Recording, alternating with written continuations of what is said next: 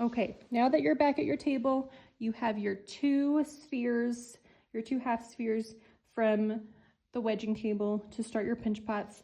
Remember, these are both going to make a pinch pot, so you'll have two to put together for your creature's head. Now, as I'm working on one pinch pot, I don't want my other piece of clay to dry out. So you're also going to grab a bag. You're going to just wrap that second piece of clay up in the bag so it doesn't dry out, and set that aside while you work on this pinch pot. Here are the tools you'll need. You'll need a spray bottle with some water, a serrated metal rib tool, and a needle tool. Now, when you start a pinch pot, you're going to start on the flat side. This curved side is going to sit in your hand, and you're going to take your thumb on the flat side, and you're going to find the center of your clay. And you're just going to press your thumb in to make a hole, but you don't want it to go on the other side. So I pressed my thumb in, it made a bit of an indent, and that's going to be where I'm starting my pinch pot. Now your next step is you're going to make a duck bill with your hand.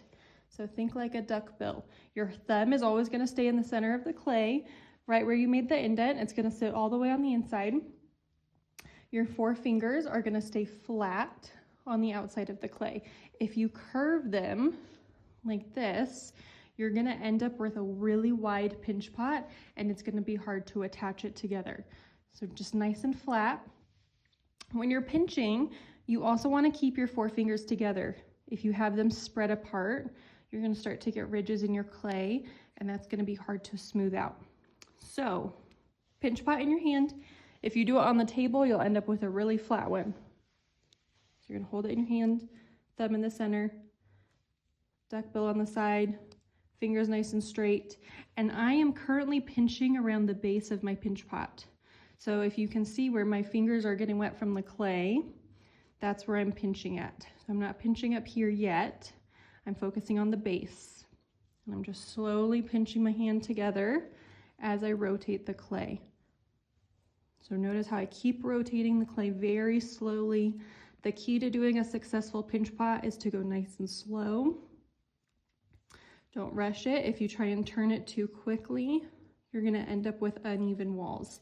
So we want the walls of our clay to be the same thickness, going all the way around. If you remember from our plate and our vase project, you want the width of your clay to be 3/8 of an inch, which is about pinky width. So if you look at the size of your pinky from the side, that's how big you want your clay to be, or how thick. Now, as I'm pinching the clay, you're going to notice that your hands are absorbing all the water in the clay. So you might notice you're starting to get some cracks like this. That is totally normal. There's a couple ways to fix it. The first way is to spray some water on the table and pat it on and gently smooth them out.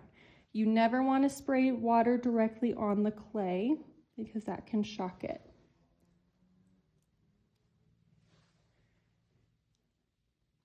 I'm just going around, smoothing out any cracks as I'm going so that they don't continue to get worse. And then I'll keep pinching. Now my walls are starting to get a little thin.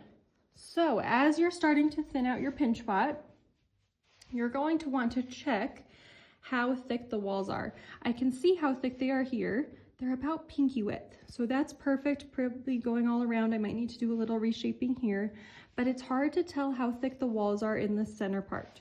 So this is where you're going to take your needle tool. You're going to poke a hole through your clay. Once you start to see the needle tool coming on the inside of your clay, you're going to keep your finger on the outside, pull out your needle tool, and that's the thickness of that wall right there. So if I hold my pinky up to it, I still have a little more that I should thin out so that it's the right thickness. Remember, if clay is too thick, when it goes in the kiln, it has a higher chance of exploding. So to limit your chances of your creature exploding in the kiln, you want to get your walls of your clay as close to 3/8 of an inch. So again, pinky width, as close as you can. I'm adding more water, pinching going all the way around, trying to keep it the same width. I'm also focusing at the base of my clay instead of up here, because if I pinch here, it's going to get too thin. and it's already a nice thickness at the lip of my clay here. So I'm just pinching at the base where I need to thin it out a little bit more. Now that I've thinned it out a little bit more, I'm going to do another needle tool check. I'm going to poke my needle tool in. Once I start to see it go through on the other side, I take my finger out. That's the width of it. That's the width of my pinky. Pretty close.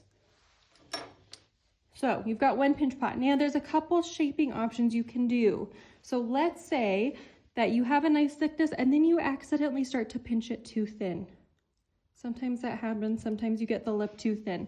So now I have a lip on the edge of my pinch pot that will be too thin to attach. Use the table to your advantage. So when you flip your pinch pot over on the table, give it a couple little light taps. And that's going to condense the clay to reshape the lip. Let's say it's getting too wide. So mine is a little wide. I'm going to reshape mine. Again, flip it upside down, cup your hands around the clay, and I'm just kind of cupping it together, pinching the sides, gently rotating it and tapping it against the table, and that's going to make it a little bit skinnier. Okay. Overall, this is a good pinch pot. It's the right thickness. There's no cracks in it. So I think this one is good to go. While I work on my second one, I don't want this piece to dry out because eventually you're going to take your two pinch pots and attach them together. So while I work on my second one, I'm going to put this piece in my plastic bag. I'm going to switch out my pieces. Now, when you store your pinch pot that you just made, make sure you store it upside down on the table. If you store it this way, you're going to get a flat base and it's going to be harder to shape into your creature's head. So I'm going to store it upside down, wrap it in my plastic bag so no air gets through, and work on my second pinch pot.